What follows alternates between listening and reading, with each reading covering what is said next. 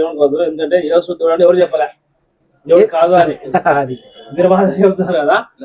దానివల్ల యాక్చువల్గా ఆ డైలాగ్ నాది కూడా కాదు, అంటే ఆ మాట నాది కూడా కాదు. బైబిల్లో దేవుడు ఒక్కడే అని చెప్పినప్పుడు, ఆయన తండ్రి అని చెప్పినప్పుడు చాలా మంది యేసును కూడా దేవుడు అని మాట్లాడుతున్న సందర్భంలో కాదయ్యా దేవుడు ఒక్కడే అని చెప్పాల్సిన పరిస్థితి పడింది తప్ప మన మాట అది కాదు, మన విశ్వాసం కూడా అది కాదు. కాబట్టి ఎవడైనా సరే ప్రపంచంలో ఒక వ్యక్తి క్రైస్తవుడు అవ్వాలి అని అంటే యేసును పూర్ణ హృదయంతో, అంటే 100% దేవుని కుమారుడైన క్రీస్తు అని నమ్మితేనే అతను బాప్తిసం తీసుకోవాలి. అలా తీసుకున్నవాడే క్రైస్తవుడు. ఇప్పుడు ఈ విధంగా ఎవరైనా చెప్తున్నారా? ఈ విధంగా ఎవరైనా మాట్లాడుతున్నారా? సువార్త చెప్తున్నారా అని అంటే, ఈ రోజు ఉన్నటువంటి సేవకులు సువార్త చెబితే విన్న వ్యక్తికి యేసు ప్రభు ఎవరని అర్థమవుతాడు? అర్థమవుతాడు. సో ఇప్పుడు ఈ రోజు వీళ్ళు చెప్తున్నది వాక్యానుసారమా, ఫిలిప్పు గారు చెప్పింది వాక్యానుసారమా?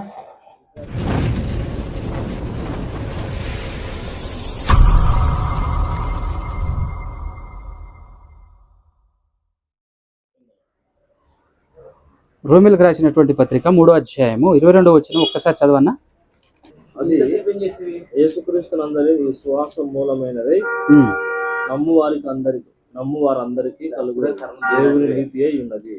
ఈ విషయం అర్థం కావాలంటే 20 నుంచి చూద్దాం, 20వ వచనం నుంచి చూద్దాం. ఆ విషయం అర్థం కావాలంటే, ఏలయనగా ధర్మశాస్త్ర సంబంధమైన క్రియల మూలముగా ఏ మనుష్యుడును ఆయన దృష్టికి నీతిమంతుడని తీర్చబడడు. ధర్మశాస్త్రము వలన పాపమనగా ఎట్టిదో తెలియబడుచున్నది. ఇట్లుండగా ధర్మశాస్త్రమునకు వేరుగా దేవుని నీతి బయలుపడుచున్నది. అంటే దేవుని నీతి ధర్మశాస్త్రానికి వేరుగా బయలుపడుచున్నది. దానికి ధర్మశాస్త్రమును ప్రవక్తలను సాక్ష్యమిచ్చుచున్నారు. దేనికి? దేవుని నీతికి ఎవరెవరు సాక్ష్యం ఇస్తున్నారు? ధర్మశాస్త్రం కూడా సాక్ష్యం ఇస్తుంది, ప్రవక్తలు కూడా సాక్ష్యం ఇస్తున్నారు. ధర్మశాస్త్రానికి వేరుగా దేవుని నీతి బయలుపడుతుంది అనే విషయాన్ని ఇస్తున్నారు. 22వ వచనంలో ఆ నీతి, అది అంటే ఆ నీతి యేసుక్రీస్తు నందలి విశ్వాసమూలమైనదై నమ్మువారందరికీ కలుగు దేవుని నీతి అయి ఉన్నది అన్నాడు. అంటే యేసుక్రీస్తు నందు ఉంచవలసిన విశ్వాసము ద్వారా మనకు ఒక నీతి కలుగుతుంది, అదే దేవుని నీతి. ఇప్పుడు దేవుని నీతి మనకు కలగాలి అని అంటే మనం యేసుక్రీస్తు ఎడల ఒక విశ్వాసం ఉంచాలి. అది ఎలాంటి విశ్వాసం? ఏ విశ్వాసం ఉంచితే మనకు దేవుని నీతి కలుగుతుంది కదా అన్నప్పుడు, ఇదే రోమిలకు రాసినటువంటి పత్రిక 10వ అధ్యాయము 6వ వచనం నుంచి చూద్దాం. రాసుకుంటే 6 నుంచి 10 వరకు రాసుకోండి. అయితే ఒక్క నిమిషం. విశ్వాస మూలమగు నీతి ఇలాగు చెప్పుచున్నది అని అంటే మాట్లాడుతుంది ఎవరు అని అంటే విశ్వాసము వలన వచ్చే నీతి మాట్లాడుతుంది. విశ్వాస సంబంధమగు నీతి మాట్లాడుతుంది. ఏమని మాట్లాడుతుంది అని చెప్పి 7వ వచనం నుంచి, ఎవడు పరలోకములోనికి ఎక్కిపోవును అనగా క్రీస్తును కిందికి తెచ్చుటకు, లేక ఎవడు అగాధములోనికి దిగిపోవును, అగాధం అంటే పాతాళంలో ఉంటది, దిగిపోవును అనగా క్రీస్తును మృతులలో నుండి పైకి తెచ్చుటకు అని నీవు నీ హృదయంలో అనుకోవద్దు. అలా నువ్వు అనుకోవద్దు అని చెప్తుంది విశ్వాస సంబంధమగు నీతి. అలా నువ్వు అనుకోకు అని చెప్పి ఏం చెప్తుంది అని అంటే 8వ వచనంలో అదేమని చెప్పుచున్నది అంటే, అది అంటే విశ్వాస సంబంధమగు నీతి ఏమని చెప్పుచున్నది అని అంటే, వాక్యము నీ యొద్దను నీ నోటను నీ హృదయములోను ఉన్నది అన్నాడు. ఏ వాక్యము అంటే అది మేము ప్రకటించు విశ్వాస వాక్యమే అన్నాడు. అవునా? మేము అంటే ఎవరు? అపోస్తలులు. ఓకేనా? మేము అంటే అపోస్తలులు. అది మేము ప్రకటించు విశ్వాస వాక్యమే అంటే ఈ విశ్వాస వాక్యము నీ యొద్ద ఉండాలి, నీ నోట ఉండాలి, నీ హృదయంలో ఉండాలి అని బోధిస్తున్నారు. కానీ ఈ విశ్వాస వాక్యం ఈరోజు ఏ విశ్వాసి దగ్గర లేదు. అడిగితే సమాధానం చెప్పే స్థితిలో లేరు. పాస్టర్లు, పెద్ద పెద్ద పాస్టర్లు కూడా లేరు. అయితే మన హృదయంలో, మన నోట, మన దగ్గర ఉంచుకోవాల్సిన విశ్వాస వాక్యం ఏమిటి అంటే అదేదనగా 9వ వచనం, అదేదనగా యేసు ప్రభువని నీ నోటితో ఒప్పుకొని, నోటితో ఏమని ఒప్పుకోవాలంటే యేసును ప్రభువు అని ఒప్పుకొని, దేవుడు మృతులలో నుండి ఆయనను లేపెనని నీవు హృదయమందు విశ్వసించిన ఎడలా. ఎవరిని లేపుతున్నారు? ఎవరిని లేపాడు? యేసుక్రీస్తు. దేవుడు మృతులలో నుండి ఆయనను అంటే యేసుక్రీస్తును లేపెనని నీ హృదయమందు విశ్వసించిన ఎడల్లా నీవు రక్షింపబడదు. అంటే నీకు రక్షణ రావాలి అని అంటే నీ హృదయంలో విశ్వసించాల్సిన విశ్వాస వాక్యం ఇది. ఈరోజు చాలా మంది జనరల్గా నువ్వు రక్షింపబడ్డావా అని అంటుంటారు. విశ్వాసం లేకుండా ఎలా రక్షింపబడతాం? చాలా మంది విశ్వాసం అనేది సరిగ్గా లేకుండా బాప్తిస్మం తీసుకొని బాప్తిస్మం ఇచ్చేసి నువ్వు రక్షింపబడ్డావు పో అని పాస్టర్ అనటం, ఎస్ నేను రక్షింపబడ్డాను అనేటువంటి యాంగిల్లో విశ్వాసులు బ్రతకటం. కానీ మనల్ని రక్షింపచేసేటటువంటి విశ్వాసం ఏది అని అంటే మనం కొత్తగా ఏదో సొంతంగా ఏదో చెప్పడానికి లేదు. బైబిల్లోనే రాయబడినటువంటి మాట ఏంటంటే దేవుడు మృతులలో నుండి యేసును లేపెనని నీ హృదయమందు విశ్వసించిన ఎడల, అంటే విశ్వసించితేనే నీవు రక్షింపబడుదువు అనే డైలాగ్ అనే మాట ఇక్కడ రాయబడతా ఉంది. ఇది మనం చెప్పాల్సినటువంటి విశ్వాసం అన్న ప్రపంచంలో ఎవడు అడిగినా కూడా. ఇప్పుడు ఇక్కడ ఇందులో దేవుడు ఎవరు? దేవుడు ఎవరిని లేపాడు? దేవుడు యేసుక్రీస్తు లేపాడు. ఇప్పుడు ఈ దేవుడు ఎవరు? సొంతంగా మనం సమాధానం చెప్పకుండా బైబిల్ని అడుగుతాం ఈ దేవుడు ఎవరు అని అన్నప్పుడు కొరింథీయులకు రాసినటువంటి మొదటి పత్రిక 8:6 నువ్వు రాసుకో, అక్కడ 5:6 రాసుకో. 8వ అధ్యాయం 5:6 దేవతలు అనబడిన వారును ప్రభువులు అనబడిన వారును అనేకులు ఉన్నారు అన్నాడు. అంటే ప్రభువులు అనబడేటటువంటి వాళ్ళు అనేకులు ఉన్నారు, దేవతలు అనబడేవారు అనేకులు ఉన్నారు. అయితే 6వ వచనం ఏం చెప్తుందంటే ఆకాశమందైనను భూమి మీదనైనను దేవతలు అనబడినవి ఉన్నను మనకు ఒక్కడే దేవుడు ఉన్నాడు. మనకి ఎంతమంది దేవుళ్ళు ఉన్నారు? ఒక్కడే దేవుడు ఉన్నాడు. ఆయన ఎవరట? తండ్రి. ఇప్పుడు ఈ మాట రాయించింది పరిశుద్ధాత్ముడు, రాసింది పౌలు గారు కదా. సో తండ్రి, కుమారుడు, పరిశుద్ధాత్మ అనే 3 క్యారెక్టర్లు బైబిల్లో ఉన్నాయి, మనకు తెలుసు. బైబిల్ చదివే వాళ్ళు ఎవరికైనా సరే తండ్రి అనే క్యారెక్టర్ పరిచయం అవుతుంది, కుమారుడు అనే క్యారెక్టర్ పరిచయం అవుతుంది, పరిశుద్ధాత్మ అనే క్యారెక్టర్ పరిచయం అవుతుంది. ఈ 3 క్యారెక్టర్లో దేవుడు అనేవాడు ఒక్కడే మనకు. ఆయన ఎవరు? తండ్రి అని ఇక్కడ బైబిల్లో ఆత్మపూర్ణులైన పౌలు గారు నీట్గా చెప్పేశాడు. ఓకేనా. నెక్స్ట్ మాట, ఒకవేళ కంటిన్యూషన్ డౌట్ రాకుండా ఉండటం కోసం, ఆయన నిమిత్తము మనం ఉన్నాము అంటే ఆయన కోసమే మనం ఉన్నాము. మరియు మనకు ప్రభువు ఒకడే.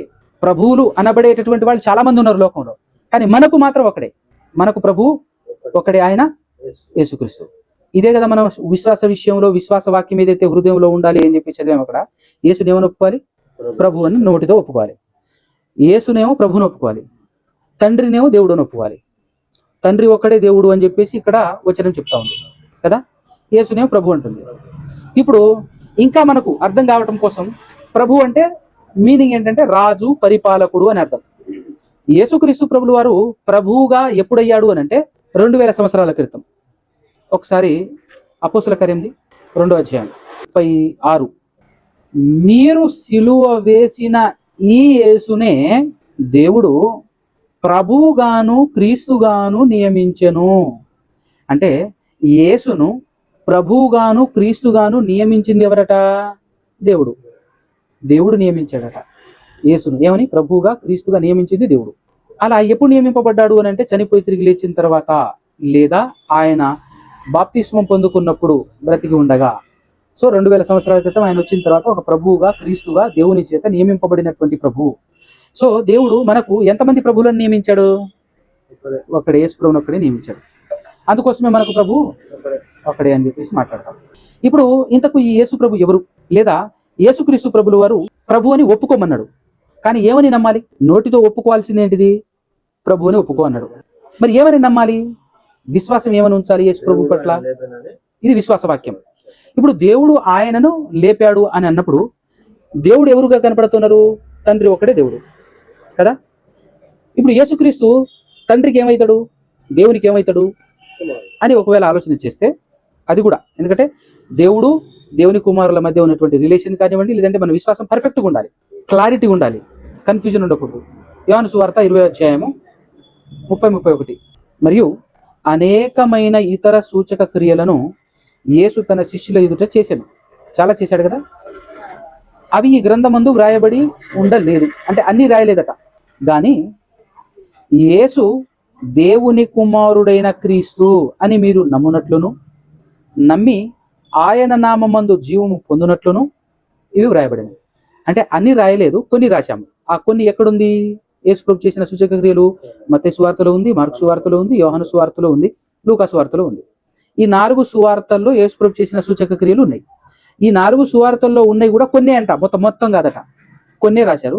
ఈ కొన్ని కూడా ఎందుకు రాశాడో పరిశుద్ధాత్మ పూర్ణుడైనటువంటి యోహాను గారు చెప్తున్నాడు. ఎందుకు రాశామంటే, మత్తయి సువార్త, మార్కు సువార్త, లూకా సువార్త, యోహాను సువార్త ఎందుకు రాశాం మేము అంటే, యేసు దేవుని కుమారుడైన క్రీస్తు అని మీరు నమ్మునట్లును, నమ్మి ఆయన నామమందు జీవము పొందునట్లును ఇవి వ్రాయబడెను అని అన్నాడు. అంటే ఇప్పుడు దీన్ని బట్టి మనం ఇదంతా ఎందుకు రాశారు అని అంటే, యేసుని దేవుని కుమారుడుగా నమ్మాలని, అలా నమ్మితేనే నిత్య జీవం వస్తుందని రాశారట వాళ్ళు. అవునా? అంటే ఇప్పుడు మనకు నిత్య జీవం రావాలంటే యేసును ఎవరు అని నమ్మాలి? మనం దేవుని కుమారుడైన క్రీస్తు అని నమ్మాలి. క్రీస్తు అన్న ప్రభు అన్న మళ్ళీ ప్రభు కలుస్తుంది అక్కడే. క్రీస్తు అన్న ప్రభు అన్న మీనింగ్ ఒకటే. క్రీస్తు అంటే అభిషక్తుడు, అభిషక్తుడు ఎవరంటే రాజు, రాజుని ఏమని పిలుస్తాం? ప్రభు అని. అదనమాట. సో ఇప్పుడు మనం ఒక అన్యులుగా ఉన్నటువంటి మనము అసలు ఈ బైబిల్ దగ్గర ఎందుకు వచ్చాము, లేదా క్రైస్తవంలోనికి ఎందుకు వచ్చాము అని ఆలోచిస్తే నిత్యజీవం కోసమే కదా. చచ్చిపోయిన తర్వాత నరకాన్ని తప్పించుకొని పరలోకం పోవాలని, అంతే కదా. అది తప్ప వేరే కాన్సెప్ట్తో అయితే మనం బైబిల్ దగ్గరికి రాలేదుగా. అదొకటి లేకపోతే మనకు బైబిల్ అవసరమా? పర్ఫెక్ట్ చెప్పారు. సో ఇప్పుడు ఆ నిత్యజీవం కోసమే బైబిల్ దగ్గరికి వస్తే, ఆ నిత్యజీవం, ఆ పరలోకం మనకు రావాలంటే, మనకు దక్కాలంటే, మనము ఫస్ట్ ఏమని నమ్మాలి? యేసు దేవుని కుమారుడైన క్రీస్తు అని నమ్మి, ఈ యేసును దేవుడు ఈ లోకానికి పంపిస్తే మనుషులు చంపేశారు, మనుషులు యేసును చంపేస్తే 3వ దినాన దేవుడు తిరిగి లేపాడు. ఇది మన గుండెల్లో ఉండాల్సినటువంటి విశ్వాసం. ఇందులో మనకు దొరుకుతున్న ఆదరణ ఏంటి అని అంటే, చనిపోయిన తర్వాత యేసును దేవుడు లేపాడు అని అంటే, చనిపోయిన తర్వాత మరొక బ్రతుకు ఉంది అనే దానికి ఒక ఆధారం మనకు దొరుకుతుంది. దానివల్ల శిక్షలో నుంచి తప్పించుకుంటాం మనం. అంటే చచ్చిపోయిన తర్వాత మరొక బ్రతుకు ఉంది అని నమ్మేవాడు ఎవడైనా సరే తప్పించుకోవడానికి ట్రై చేస్తాడు. ఆ బ్రతుకు బాగుండాలని కోరుకుంటాడు. ఇప్పుడు ఈ లోకంలో ఉన్నటువంటి అన్యులందరూ కూడా చచ్చిపోయిన తర్వాత మరొక బ్రతుకు ఉందనే నమ్మకం వాళ్ళకి లేదు. తిందాం, త్రాగుదాం, బ్రతుకుదాం, హ్యాపీ, సంతోషం, చస్తాం అనే కోణంలో ఉన్నారు. కానీ దాన్ని దాటుకొని మనం వచ్చాం. మనకున్న విశ్వాసం ఒకటే, చనిపోయిన తర్వాత మరొక బ్రతుకుంది. దానికి ఆధారం ఏంటి? అదే యేసును మనుషులు చంపేస్తే 3వ దినాన దేవుడు లేపాడు. అది విశ్వాసానికి మూల స్తంభం. ఆ విశ్వాసం మీదనే 66 పుస్తకాల మహాజ్ఞాన గ్రంథం నిలబడి ఉంది. మన విశ్వాస జీవితం దాని మీదనే ఆధారపడి ఉంది. అదే మెయిన్ అనమాట, పిల్లర్. అది లేకపోతే ఇంకంతా కొలాప్సే, అవునా కదా. సో ఇప్పుడు దీన్ని బట్టి మనం బాప్తిస్మం తీసుకొని క్రైస్తవుడు అవ్వాలి. క్రైస్తవుడు అవ్వాలంటే ఏం తీసుకోవాలి? బాప్తిస్మం తీసుకున్నంత వరకు ఎవడైనా క్రైస్తవుడు అనబడతాడా? ఆ ఛాన్సే లేదు. విశ్వాసం అయితే ఉంది. ఇప్పుడు ఈ లెక్కల ప్రకారంగా విశ్వాసం ఉంది. కానీ ఈ విశ్వాసం ఉంచుకొని అలానే ఉంటే మనకు నిత్యజీవం వస్తుందా? రాదు. ఖచ్చితంగా మనం క్రైస్తవుడు అవ్వాలి. క్రైస్తవుడు అవ్వాలి అని అంటే ఖచ్చితంగా ఏం తీసుకోవాలి? బాప్తిస్మం తీసుకోవాలి. ఇప్పుడు బాప్తిస్మం తీసుకోవాలి అని అన్నప్పుడు ఒక్కసారి బాప్తిస్మము తీసుకున్న ఇచ్చిన సందర్భాలు ఏమైనా ఉన్నాయా అని చెప్పేసి అంటే నేను ఒకటి చూపిస్తాను మీకు. అపోస్తుల కార్యము 8వ అధ్యాయం. విశ్వాసం అనే యాంగిల్లోనే మీకు ఒక మంచి పునాది. ఎందుకంటే మీ జీవితం ఫలించాలి, మీరు నిత్యజీవం పోవాలి. అదే టార్గెట్, మనకి ఏది అవసరం లేదు. 8వ అధ్యాయము 35 నుంచి 38 వరకు మీరు రాసుకోండి. అయితే ఇక్కడ జరుగుతున్న సందర్భం మనకు అర్థం కావడం కోసం పైన జరిగిన స్టోరీ మీకు ఐడియా ఉందా? ఫిలిప్పు గారు నపుంసకుని స్టోరీ ఐడియా ఉంది కదా? ఐడియా ఉంటే చెప్పాల్సిన అవసరం లేదు. ఇప్పుడు 35 నుంచి మనం చూద్దాం. ముందు జరిగిన సందర్భం ఏంటంటే, ఫిలిప్పు గారు ఒక మాట చెప్తాను వినండి. నపుంసకుడు అనే ఒక యూదులు చెదిరిపోయినప్పుడు, అనేక దేశాలు వెళ్ళిపోయినప్పుడు ఆయన కూడా వెళ్ళిపోయి ఐథియోపియా దేశంలో ఒక రాణి పరిపాలిస్తుంది. ఆవిడ పేరు కందాకే.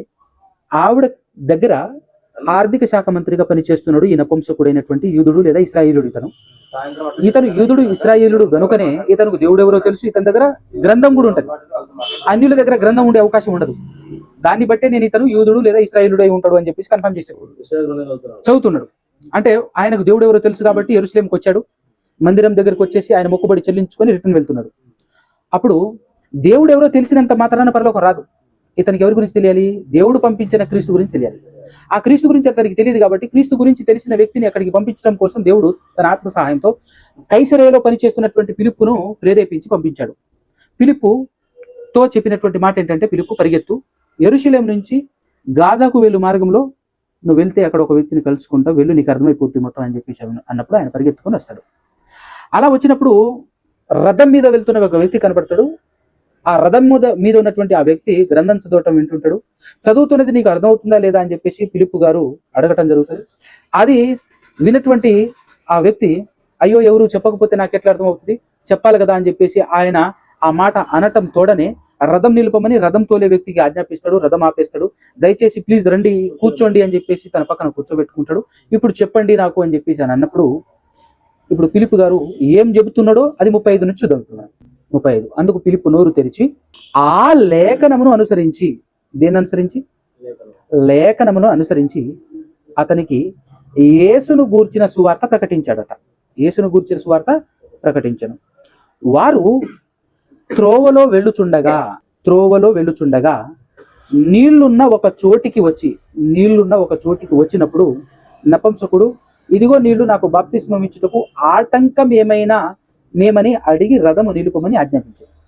ఇక్కడ వరకు యేసు గురించినటువంటి సువార్త ఫిలిప్పు గారు నపుంసకునికి చెప్పేశాడట.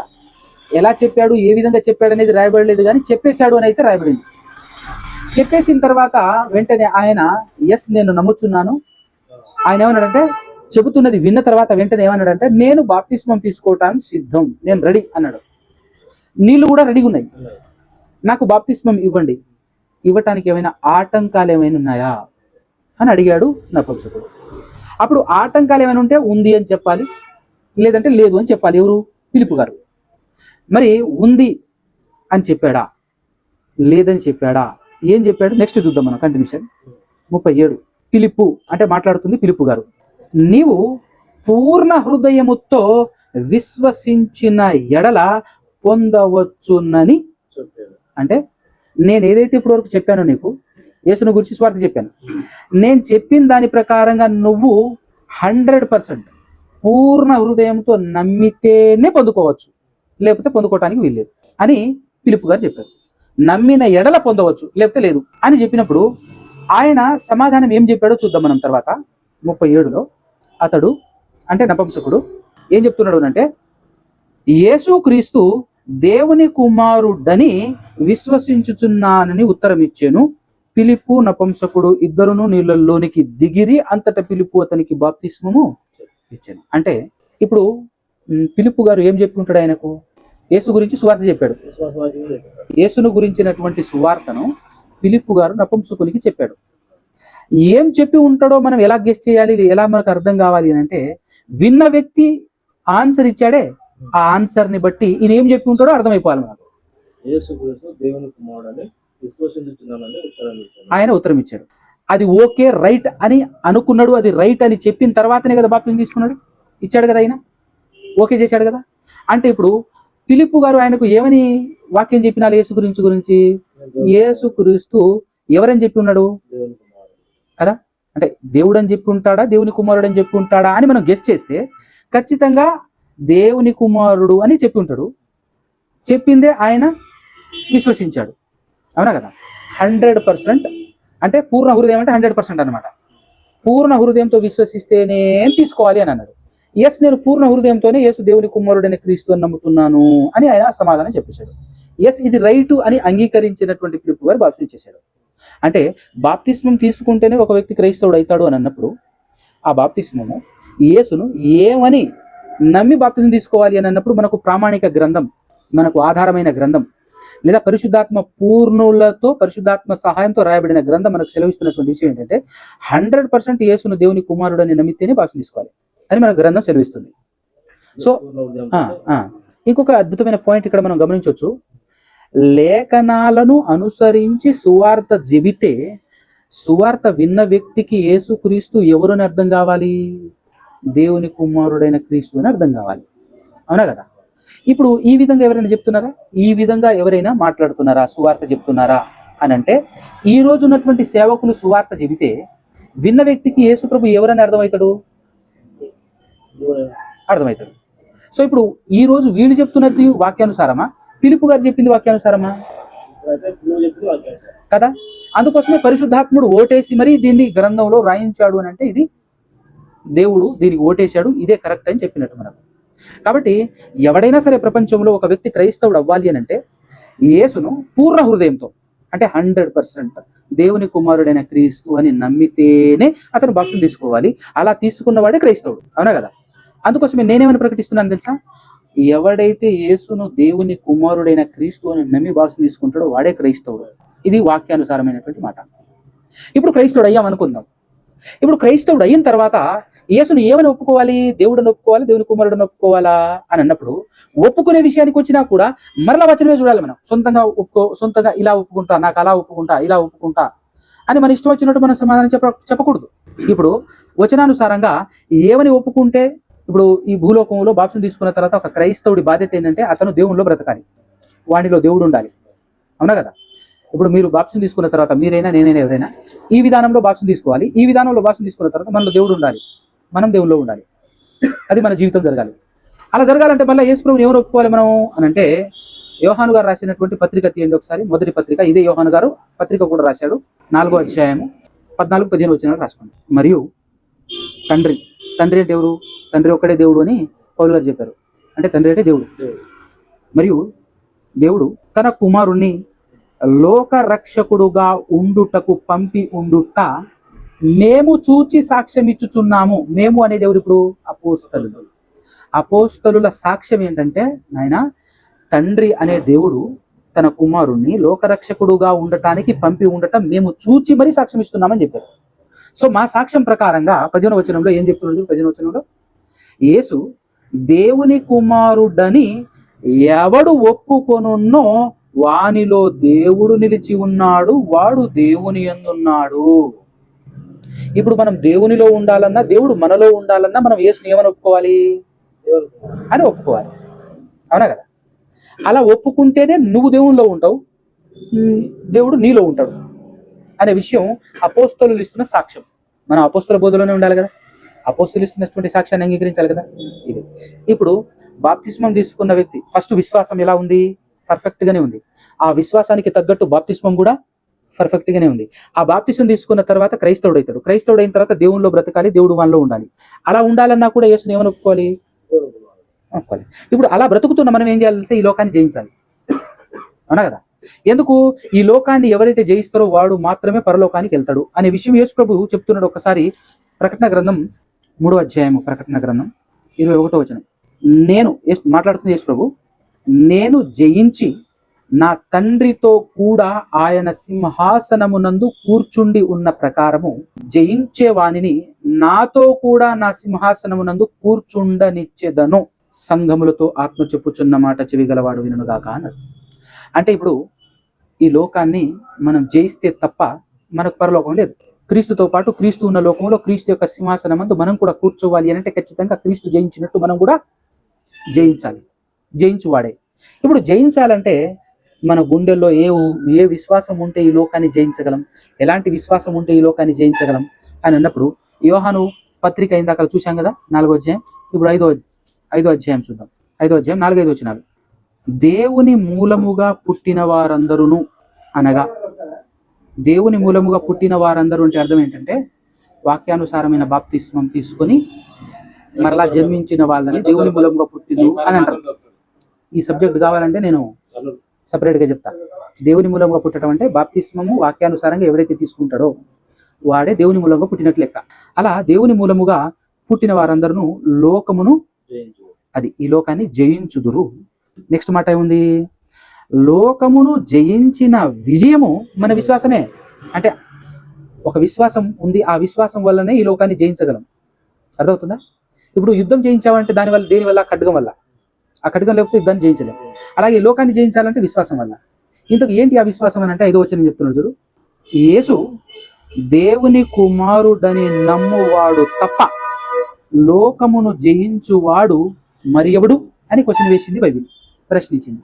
అంటే ఈ మాట ఎలా ఉందంటే అన్న, యేసును దేవుని కుమారుడు అని నమ్మేవాడు మాత్రమే ఈ లోకాన్ని జయించగలడు. అర్థమైందా? మాత్రమే అనే విషయం కూడా అర్థమవుతుంది. ఇక్కడ తప్ప అని ఉంది తప్ప మాత్రమే లేదు కదా అనే డౌట్ కూడా రావచ్చు కదా.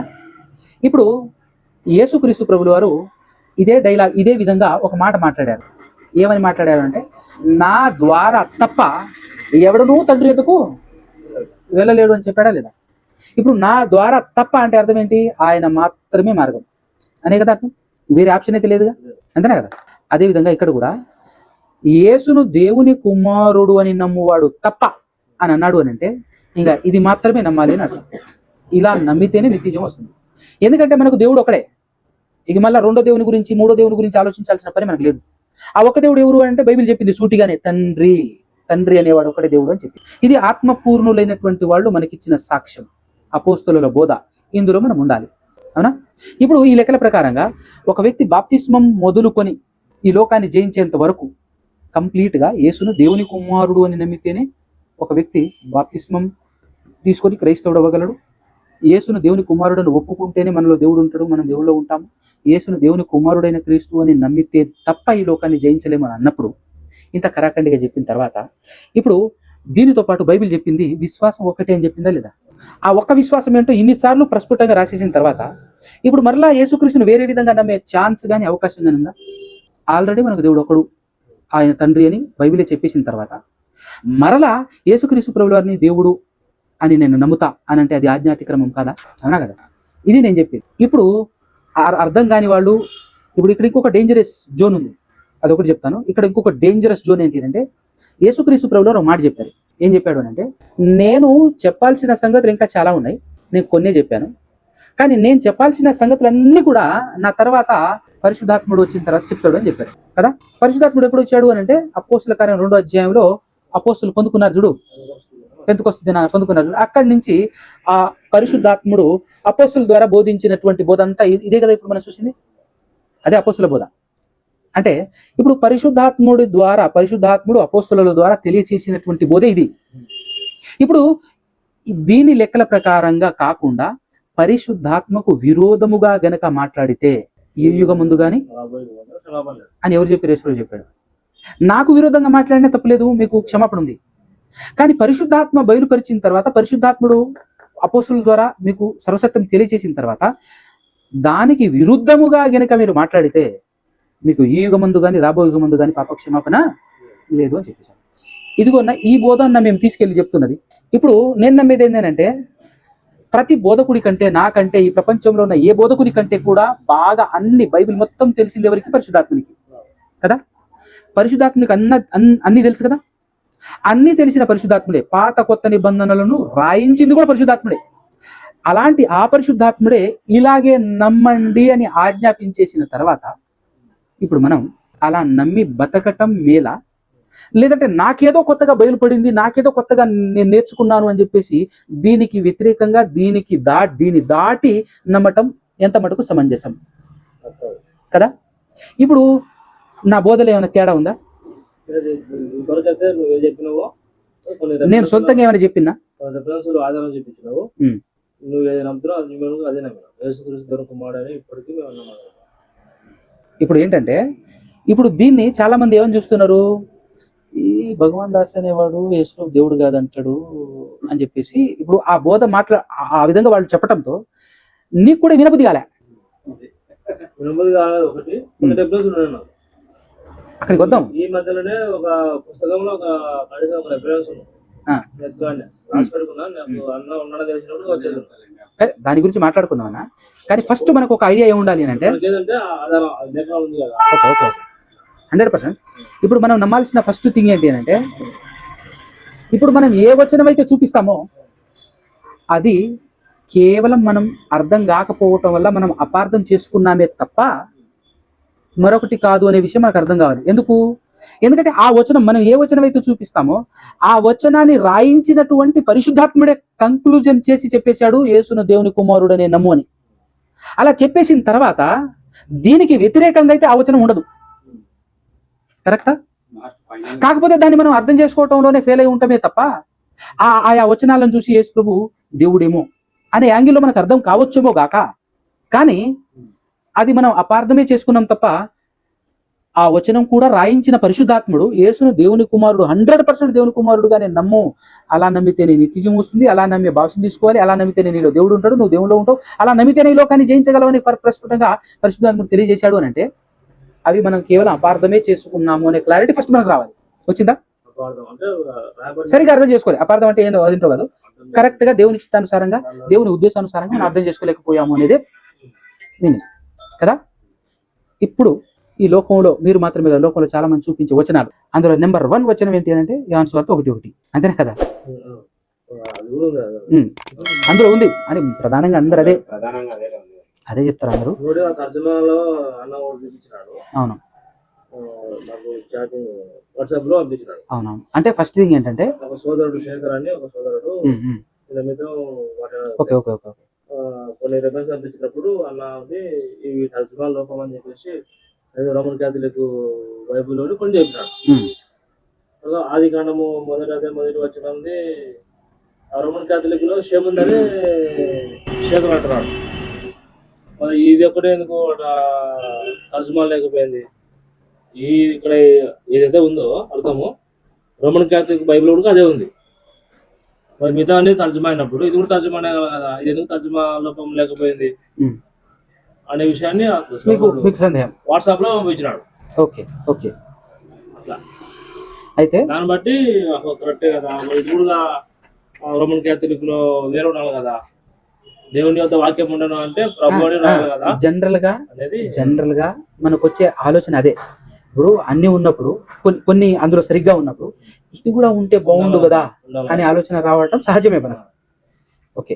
అయితే దీనికి సమాధానం ఏంటంటే ఫస్ట్ మనం ఒక బైబిల్ చదవరులుగా, బైబిల్ పండితులముగా లేదా బైబిల్ జ్ఞానవంతులముగా మనకు ఉండాల్సిన ప్రధానమైనటువంటి విషయం ఏంటి అంటే, మనకు తెలియాల్సిన విషయం ఏంటంటే క్యాథలిక్ బైబిల్ కానివ్వండి, ఇది ప్రొటెస్టెంట్ బైబిల్ కానివ్వండి, ఇవి అనేక సార్లు తర్జుమాలు జరిగింది అనే విషయం ఫస్ట్ మనకు తెలియాలి. చాలాసార్లు తర్జుమా జరిగింది.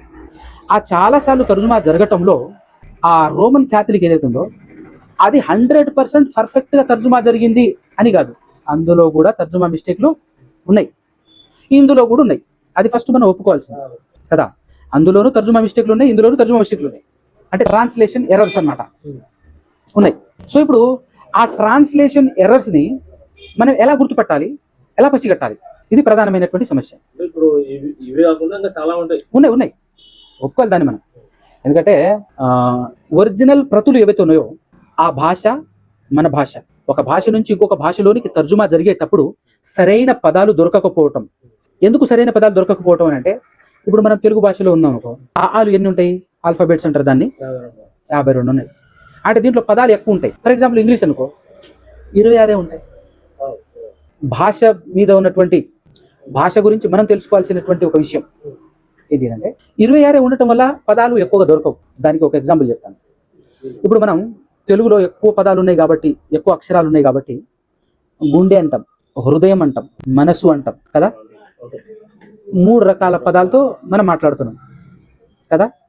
గుండె వేరు, మనసు, హృదయం అనేది ఒకే విషయానికి చెందింది.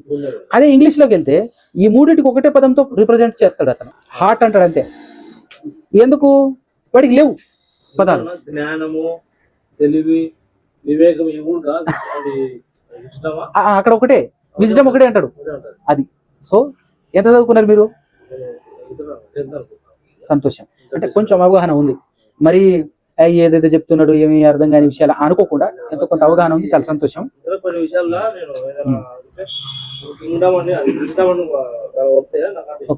అవునవును పూర్తి కూడా కొద్దిగా ఉంటాయి. దానిలో విజ్డమని పడితే అన్ని చూస్తుంది, తెలివి ఉంటుంది, జ్ఞానం ఉంటుంది, వివేకం ఉంటుంది. జ్ఞానం అది వేరు, తెలివి వేరు, వివేకం అనేది పదాలు వేరే ఉంటాయి కదా. అవును అన్ని ఒకటి చూపిస్తుంది. అవును. So okay. అయితే దీన్ని బట్టి నేను ఎందుకు ఇంగ్లీషు తెలుగును కంపారిజన్ చేశాను అంటే, ఎంతో కొంత మనకు ఇంగ్లీష్ గురించి తెలుసు, కానీ దీన్ని మూల ప్రతులు వచ్చేసి గ్రీకు హిబ్రూలో రాయబడింది. గ్రీకు హిబ్రూలో మూల ప్రతులు ఉంటే ఆ మూల ప్రతులతో ఈక్వల్గా మరలా లాటిన్ భాష ప్రతులు వచ్చాయి. ఆ తర్వాత గ్రీకు భాష అంటే పాత నిబంధన కూడా గ్రీకులో కూడా వచ్చాయి, మళ్ళీ ఇంకొక భాష. అలా ట్రాన్స్లేట్ చేసుకుంటూ రావడంతో కొన్ని ట్రాన్స్లేషన్ మిస్టేక్స్ దొరకవచ్చు. వాటిని మనం ఎలా పసిగట్టగలగాలి అని అంటే, ఇప్పుడు మనకు హీబ్రూ రాదు, గ్రీకు రాదు కాబట్టి వస్తే వెళ్ళి చెక్ చేసుకుందామేమో. ఒకవేళ చెక్ చేసుకున్నా కూడా ఆ కాలంలో ఉన్నటువంటి ప్రతులు ఈరోజు మనకు దొరుకుతాయా? దొరకవు. కాబట్టి ఇప్పుడు మనకు ఏకైక ఆప్షన్ ఏంటి అని అంటే, బైబిల్లో దేవుడు తన ఆత్మ సహాయంతో కంక్లూజన్ అంటే ఆన్సర్ ఏదైతే మనకు చెప్తాడో దానికి వ్యతిరేకంగా అయితే బైబిల్ ఉండదు, అవునా కదా. పాపం అంటే ఏంటి? సింపుల్ కదా, ఆజ్ఞ అతిక్రమమే పాపం. ఇప్పుడు దేవుడు మనకు ఆజ్ఞ ఇచ్చేశాడు. ఆ ఆజ్ఞకు వ్యతిరేకంగా అయితే దేవుడు మళ్ళా మాట్లాడాడు, అంతేనా కదా? మనకు అర్థం కావాలి. పాత నిబంధన గ్రంథం ఉంది, దేవుడు 10 ఆజ్ఞలు ఇచ్చాడు. అందులో ప్రధానమైనది దేవుడు ఒక్కడే, ఆయన తప్ప వేరొక దేవుడు లేడు అని చెప్పాడు. అలా చెప్పిన తర్వాత మోషే గారిని కూడా దేవుడుగా నియమిస్తున్నాను అన్నాడు. అదే అహరోనుకు దేవుడుగా నియమిస్తున్నాను అన్నాడు, ఫరోకు కూడా దేవుడుగా నియమిస్తున్నానని చెప్పేసి దేవుడు చెప్పాడు. అన్నంత మాత్రాన ఆజ్ఞకు వ్యతిరేకంగా మోషేను కూడా దేవుడుగా నమ్మమని చెప్పలే. ఆ క్లారిటీ మనకు ఉంది. దేవుడుగా నియమించాలంటే అధికారం, క్లారిటీ ఇది ఉంది కదా. దేవుడు అనే పదం కనబడుతున్నప్పటికీ కూడా రెండో దేవుడు కాదు, అసలు దేవుడు ఒక్కడే, ఆయనతో ఈయన సమానుడేం కాదు, ఆయన ద్వారా నియమింపబడినటువంటి వ్యక్తి అనే విషయం క్లారిటీ అయితే మనకుంది. చూపిస్తాను. అహరోనుకు దేవుడు గాను ఫరోకు దేవుడు గాను కూడా నియమించాడు. నిర్గమకాండం 7వ అధ్యాయము 1వ వచనం చదువు. కాగా యెహోవా మోషేతో అన్నాడు, ఇదిగో నిన్ను ఫరోకు దేవునిగా నియమించుకుని, అర్థమైందా? అహరోను నీకు ప్రవక్తగా ఉండును. అలాగే 4వ అధ్యాయం 16వ వచనం చూడు.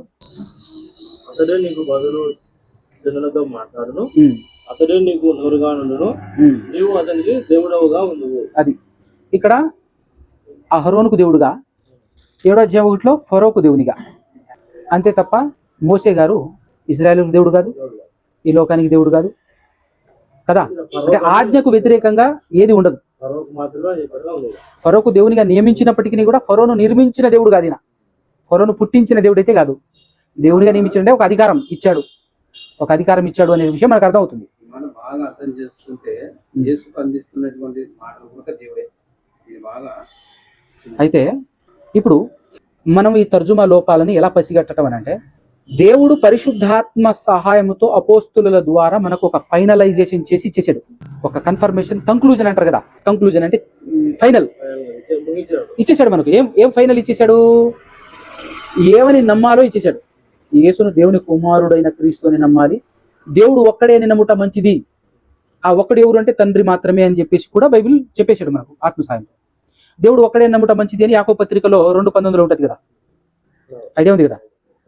ఒక్కడే నమ్ముట మంచిది, ఆ ఒక్కడు ఎవరో కూడా పరిశుద్ధాత్మ ప్రేరణతో పౌలు గారు చెప్పేశారు, తండ్రి ఒక్కడే దేవుడు అని.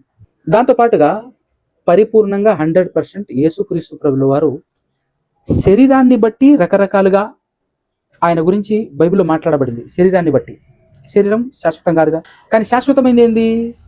ఆత్మ. సో ఆ శాశ్వతమైన ఆత్మను బట్టి మాట్లాడితే యేసు ప్రభు ఎవరు అని అంటే దేవుని కుమారుడు అని రుజువు పరిచేశారు. ఎవరు? పరిశుద్ధాత్ముడు రుజువు పరిచేశాడు. అదొకసారి రోమిలకు రాసినటువంటి పత్రిక, 1వ అధ్యాయము 2 నుంచి 7 వచనాలు కలిసే ఉంటాయి. అందులో గాకాను ఫుల్ స్టాప్ ఉంది కదా, దాని తర్వాత చూస్తే దేవుడు తన కుమారుడును, తనకేమో కుమారుడును, మన ప్రభువునైన యేసుక్రీస్తు విషయమైన ఆ సువార్తను పరిశుద్ధ లేఖనముల యందు తన ప్రవక్తల ద్వారా ముందు వాగ్దానము చేశాను.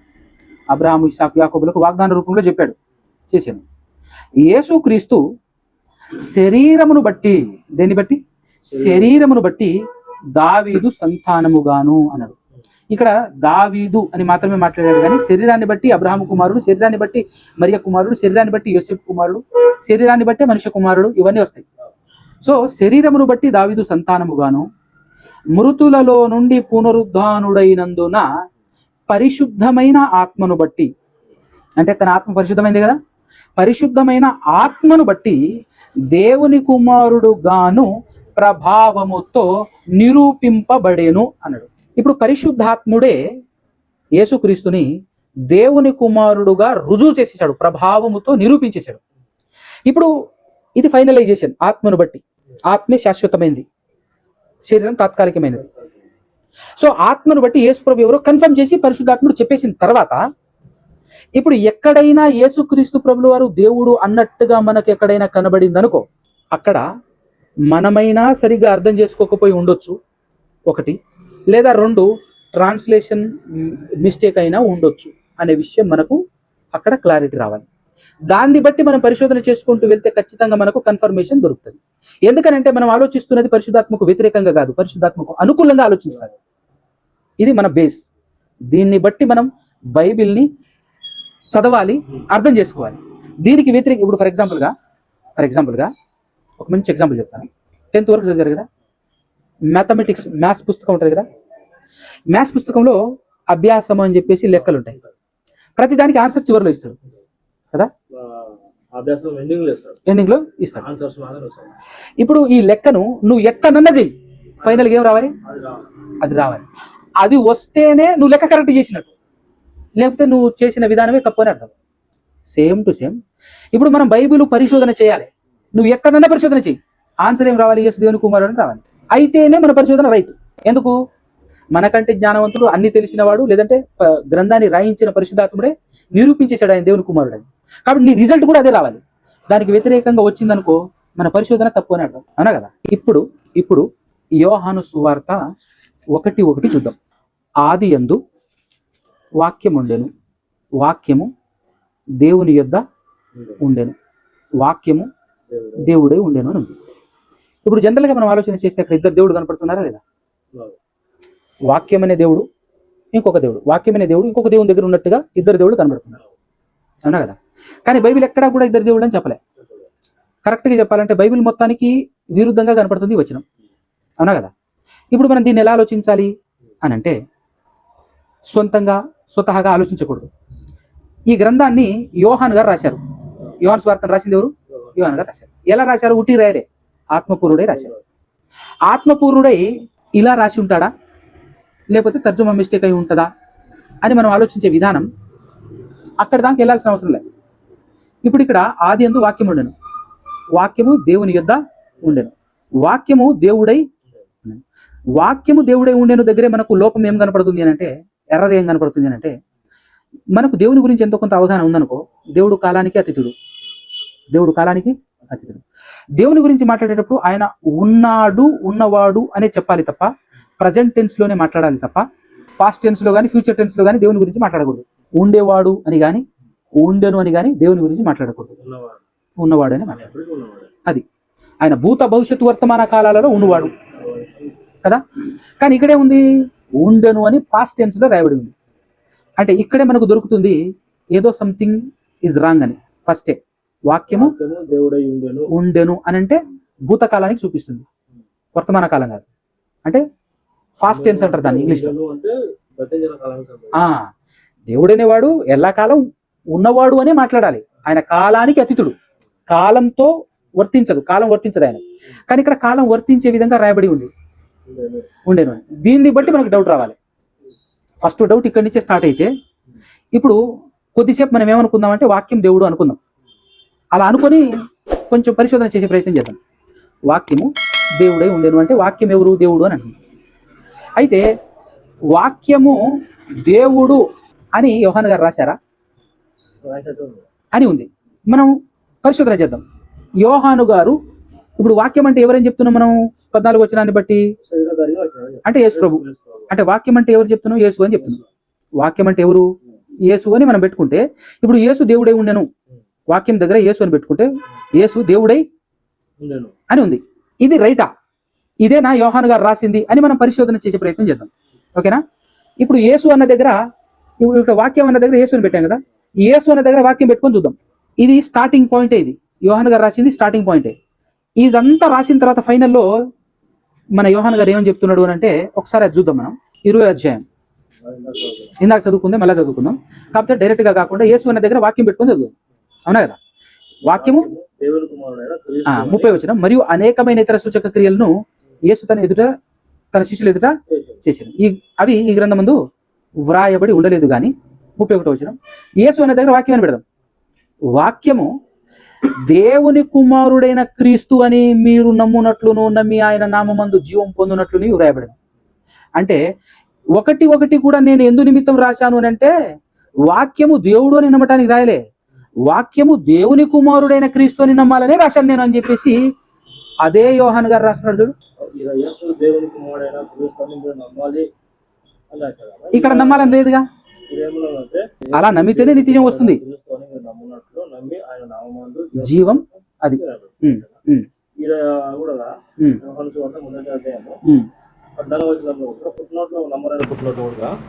అద్వితీయ దేవుడే. ఇక్కడ అని ఉంది యోహాను సువార్తలో మొదటి అధ్యాయంలో. దేవుడు అనేక మనం అద్వితీయ దేవుడే అనేటటువంటి మాట ఏదైతే ఉందో అది 18వ వచనానికి సంబంధించినటువంటి మాట. యోహాను సువార్త 18వ వచనానికి సంబంధించిన మాట.